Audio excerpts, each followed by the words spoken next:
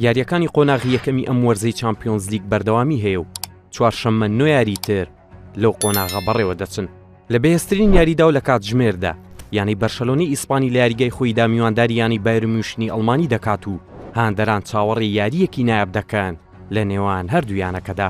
بەرشەلۆنە و بایر میونخ لە مێژویاندا 13 جار لە چامپیۆنز لیگدا ڕوبەڕووی یەک بوونەتەوە، یانە کەتەلۆنیەکە لە دوو یاریدا براوە بووە و 13 گۆڵی تۆمار کردووە، یانە باڤاریەکەش دەبرنەوەی هەبووە و 33 گۆڵی تۆمار کردووە.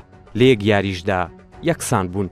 یەکێک لە ڕوبەڕووبوونەوە مێژوویەکانی نێوان ئەو دوویانەیە لە قۆناغی چارەکی کۆتایی وەرزی 2019 بۆ 2020دا بووە کە بایر میونخ بە ئەنجامێکی گەورە و بە 8 گۆڵ بەرامبەر 2 گۆڵ بردنەوەی بەسەر بەرشەلۆنەدا بەدەستهێنا بوو. لە یاریەکی تریشدا یانی مانچستەر سیتی ئینگلیزی لە یاریگای خۆیدا ڕوبەڕووی یانی سپارتاک پراگی چیکی دەبێتەوە و ئامانجی ئەوەیە دووەم بردنەوە لەم وەرزەی خولەکەدا بەدەست بهێنێت. مانچستەر سیتی لە وەرزەی چامپیۆنز لیگدا دوو یاری ئەنجام داوە، یەک بردنەوە و یەکسانبوونێکی هەیە و خاوەنی 4 خاڵە، 4 گۆڵی تۆمار کردووە و هیچ گۆڵێکی لێ نەکراوە. یانی لیڤەرپوڵی ئینگلیزیش لە دەروی یاریگای خۆیدا دەبێتە میوانیانی لایپزیگی ئەڵمانی و ئامانجی ئەوەیە سێم بردنەوەی بەدواییە بەدەست بهێنێت.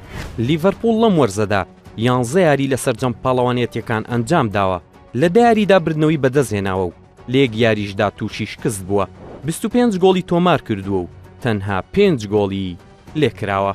لە هەمان شەودا چەند یاریەکی تر بەڕێوە دەچن، یانی ئەنتەر میلانی ئیتاڵی لە پێناو دووەم بردنەوە ڕوبەڕووی یۆنگ بۆیز دەبێتەوە، بایر لیڤەرکوزن بەرامبەر برێز یاری دەکات و ئەتلەتیکۆ مەدرید میوانداری لیلی فەڕەنسی دەکات.